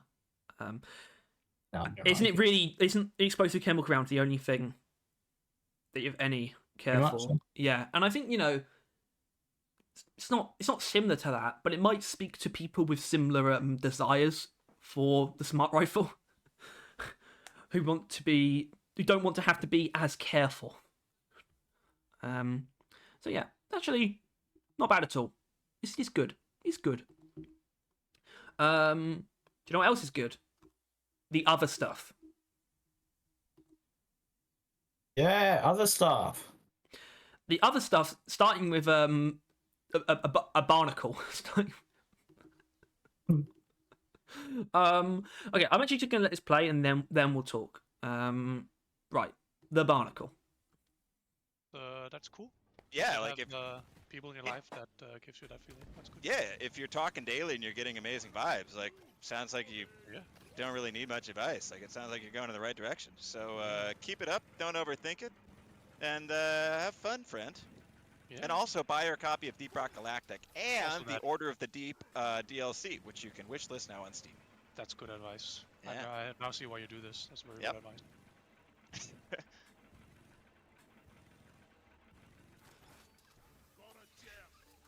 There's so much fashion out in here. Oof, so good. You know, maybe if He didn't actually kill it at all. I thought he did.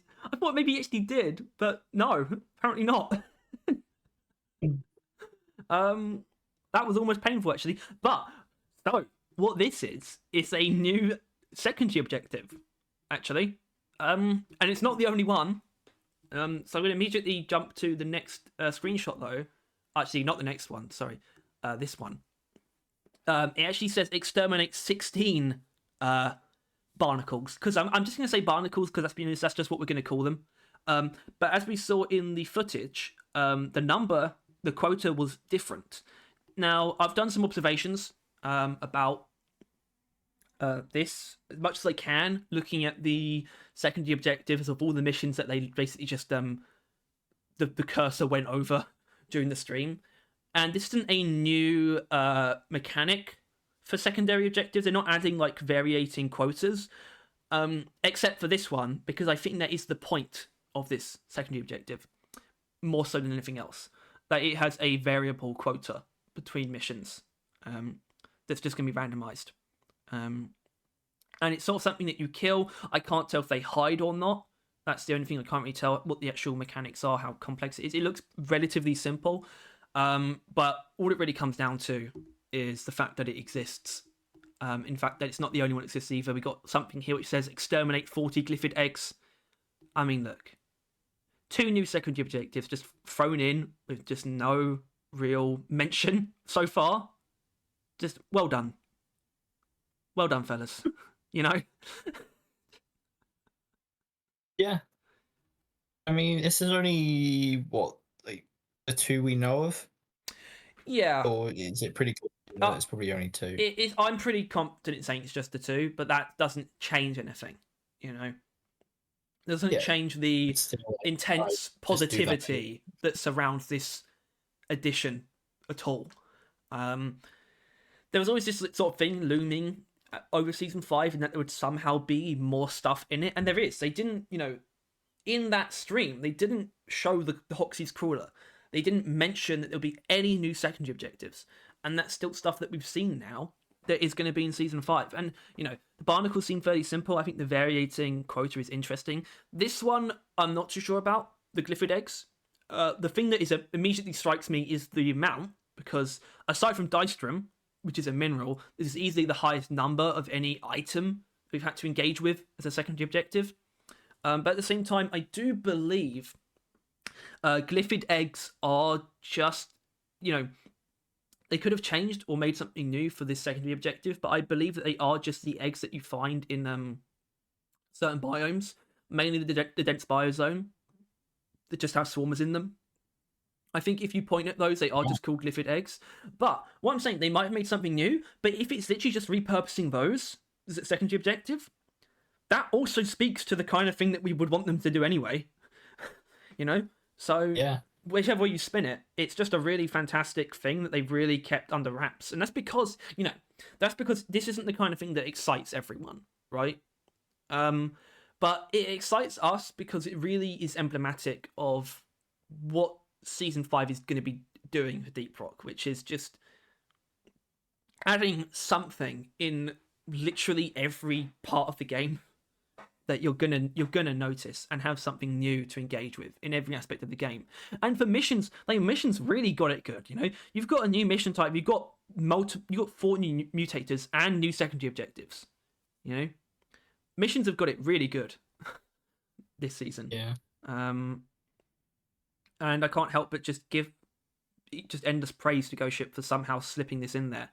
And once again, it speaks to season 5 just being just basically just a list of them just saying yes to as much stuff as possible, and it's just really it just fills one with joy, it makes one feel blessed. Where even though in some ways it kind of feels like a bad timeline with certain weights that are associated, it season 5 is just really coming together.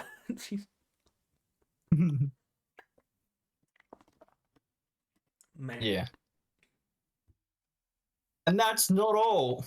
Well, it's not all for this. Well, first of all, let's take a quick look at this. The deep scan icon. Because it is in there. And yeah, I guess it's just like 3 rocks, which I guess are meant to be the resonance crystals. And like the color though, it's like just a deep like rust brown, I guess, which is kind of nice. It's not bad. It's not bad. We like these kind of things. We like graphics, little artistic stylizations of things.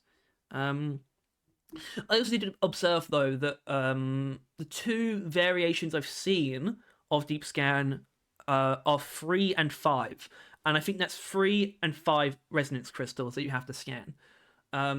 Basically, I don't know if the amount of Morkite seeds you need to collect is going to change at all. I think it's really just going to be down to the resonance crystals, just sort of how long you're going to spend looking for them. To be fair, the objective that's listed here in the terminal does say locate and extract Morkite seeds, which you could easily say means that the number is probably referring to the Morkite seeds. I don't know. At least deep scan, unsurprisingly, there's more than one variation of it, but at least we know for sure.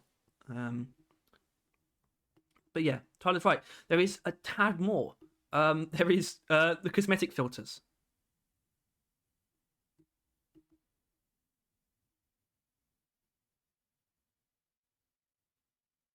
Okay.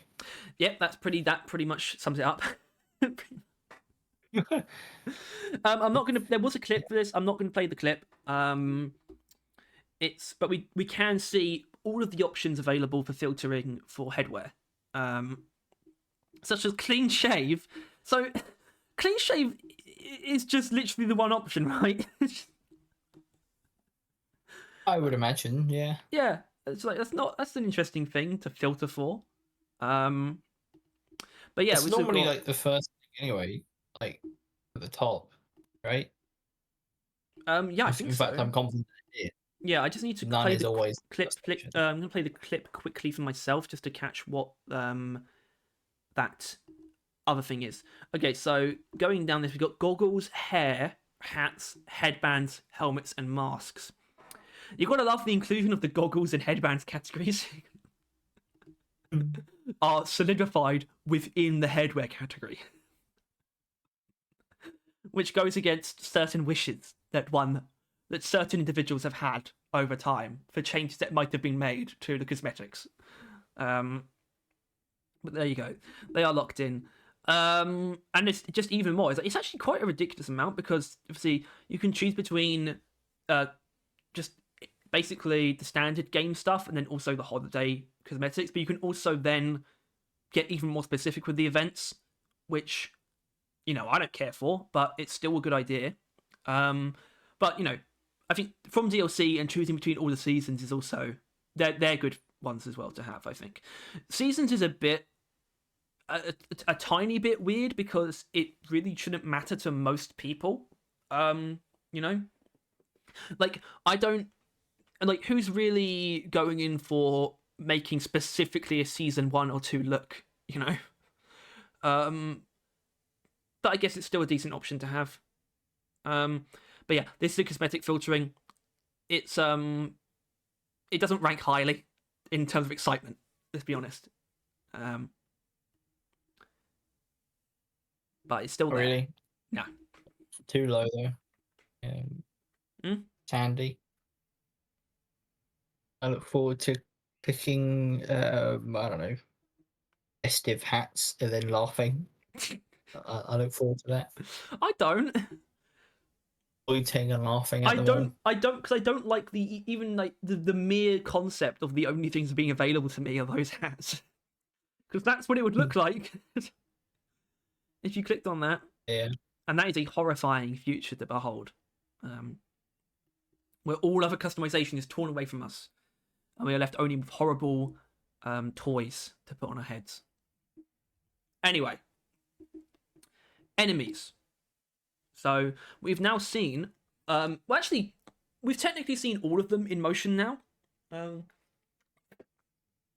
We don't know exactly how the crawler's going to perform in combat, but we do now have footage of the other 3 enemies. Starting with the Barrage Infector.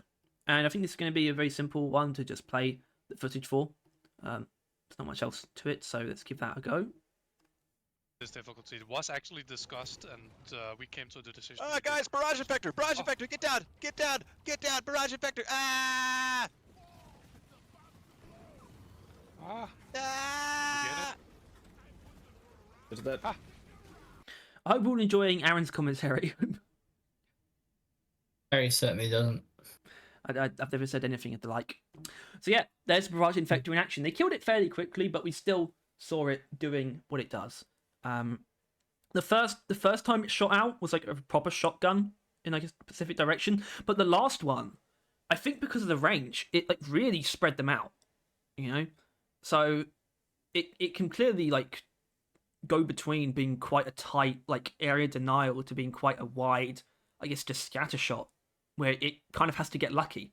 And obviously, you know, we see the actual explosives that it's launching, landing, and essentially becoming like the explosive plants, which, I mean, I think they're almost exactly the same, the model, almost.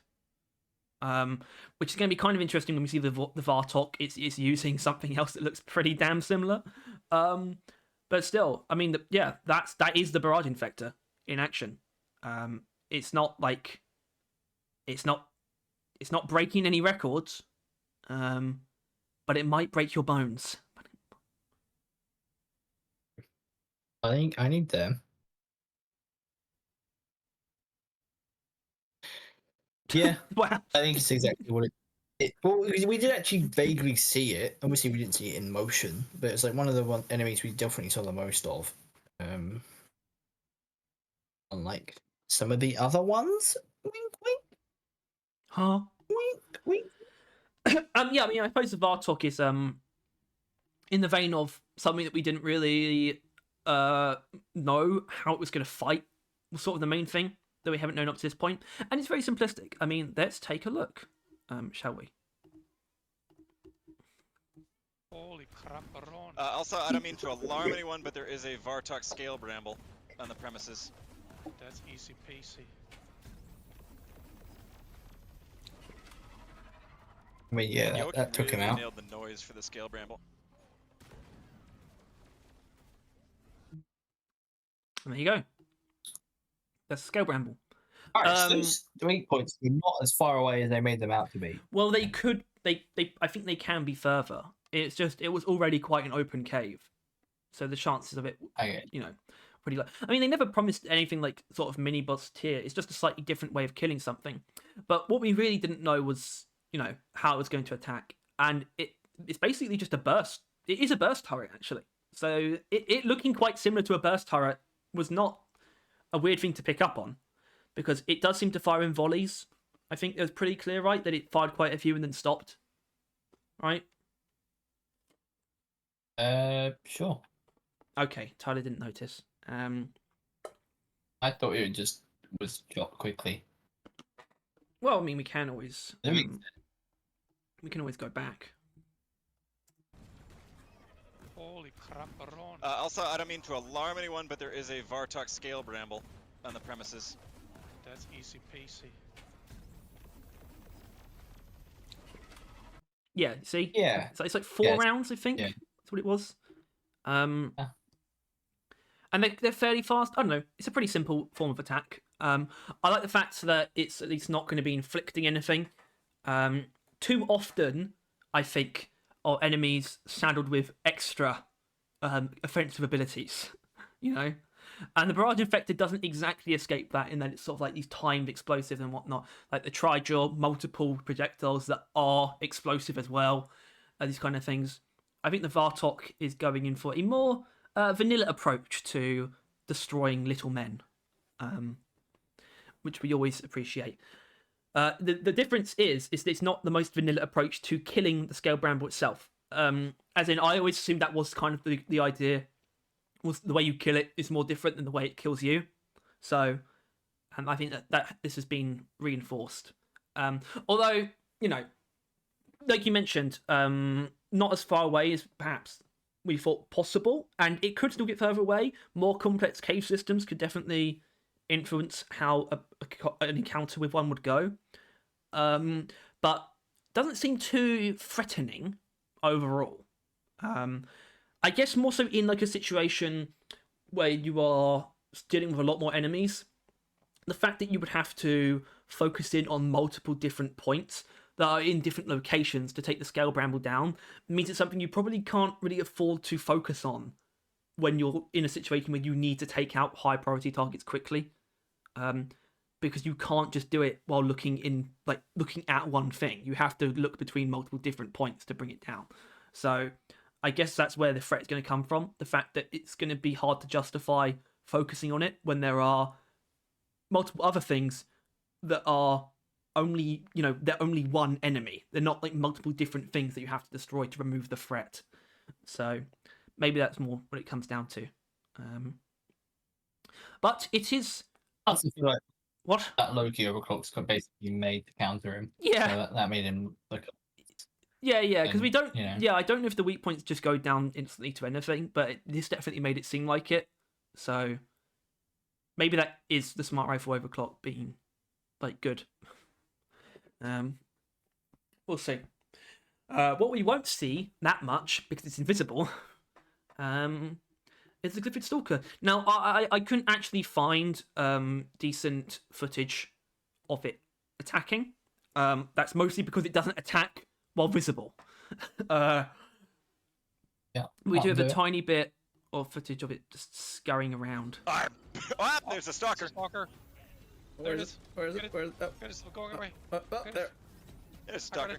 Get out of here, stalker. And getting killed. But what that does tell us is a bit about its resilience, right? it's pretty small, you know. Like even the silhouette that we saw in those screenshots before made it look bigger than this, in my opinion. You know. Yeah. And obviously the key art we saw that was fairly small as well. But yeah, he's a real little nimble little bugger. And I don't know if you agree, but I was mentioning earlier about the classicness. He looks like a true Glyphid, you know, a classic Glyphid. Looks like something that would have come out at the same time as the Menace, you know. Just this little fella who Not is these very new fandangle stick tails and that with their black spiky jagged stuffs. yeah, or spreaders with their synthwave aesthetic. No, Yeah. this is a Glyphid. This is one of the Glyphid boys. But I think I do remember seeing in the stream it attacking someone, the player who we're watching. And I don't think the attack was too devastating. It was mostly just taking down the shield. It didn't do really any damage beyond that, but that is kind of the point, because it does also disable your shield temporarily. And then it will try and attack you further, unless you actually, attack it. But yeah, I mean, that's the Stalker. It's kind of hard to gauge because its behavior is a little bit untraditional. So it'll be much easier to comprehend in combat, unlike the Barrage Infector and the Scale Bramble, where I think, very, very easy to comprehend, I would say.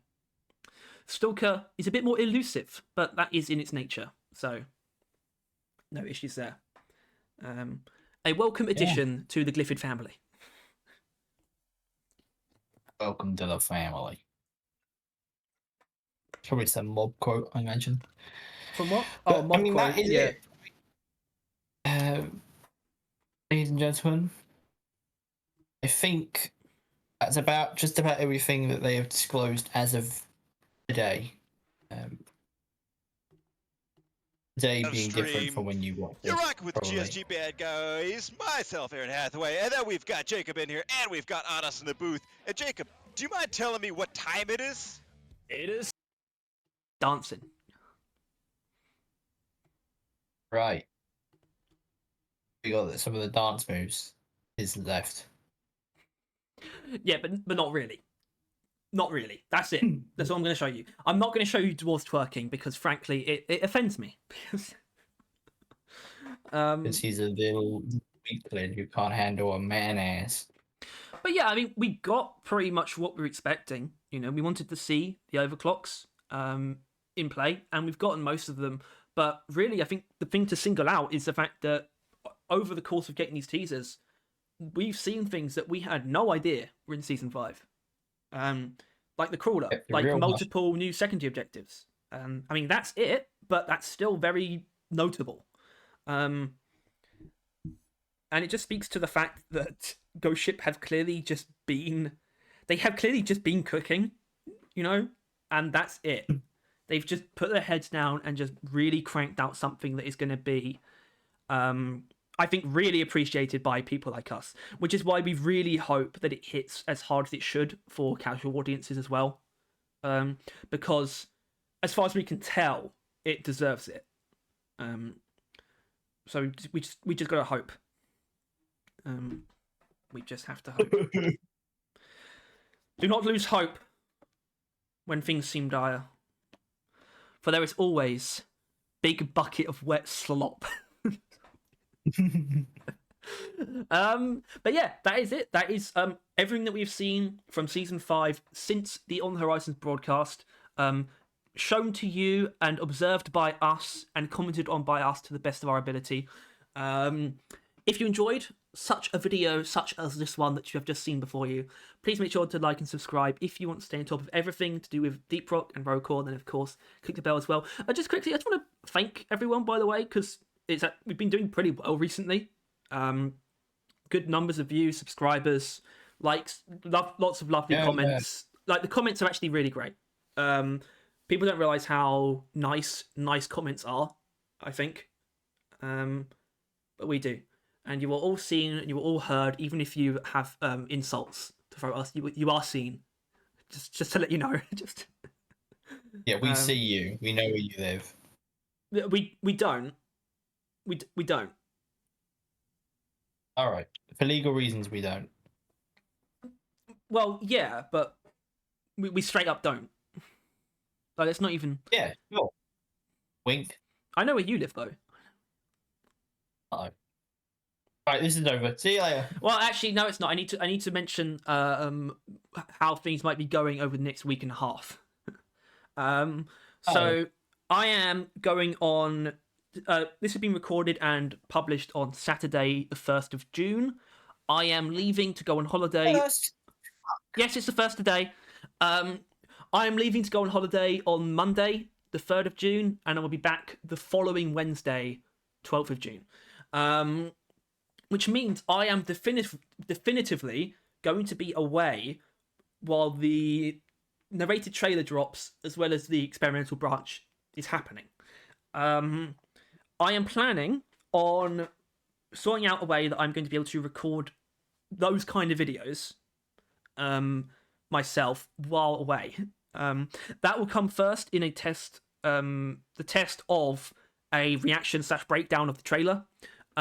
If that goes to shit, if that's a really bad video, I will simply have to wait and cover all the patch notes and everything that's happened when I get back. But I am still, because I'm so dedicated to the cause, I will try my damnedest to make sure everyone stays up to date and that we get out the appropriate videos even while I'm away. Which is why, frankly, I deserve a medal, I think. You do. Everything you do for them. I mean, Give them a round of applause. it's weird, isn't it? As soon as, it's all for them until we start making money, and then it's all for us. Yeah, that's what they'll never know, because we'll never record ourselves say we were doing it all for the money. That's just between us. Yeah. Maybe we should get off air and then talk about that. All right, bye. All right, bye, guys. So yeah, we're doing it all for the money, right? Yeah, we hate them all. Yeah, we hate them all, especially Box Fox Scoot. Yeah, our member. The guy giving us money. All right, okay. Thank you, guys. I hope you enjoyed. I'll see you hopefully next Tuesday. Which, don't take that the wrong way. That is when the trailer's coming out. I'm not saying see you next Tuesday. I mean, I am. You're not build recorded, or do you even do that week? What? No, there won't be any more until after season 5 comes out. They're done. All right. I suppose that's fair. But yeah, like I said, hopefully I will see you on Tuesday. Bye-bye. Bye-bye.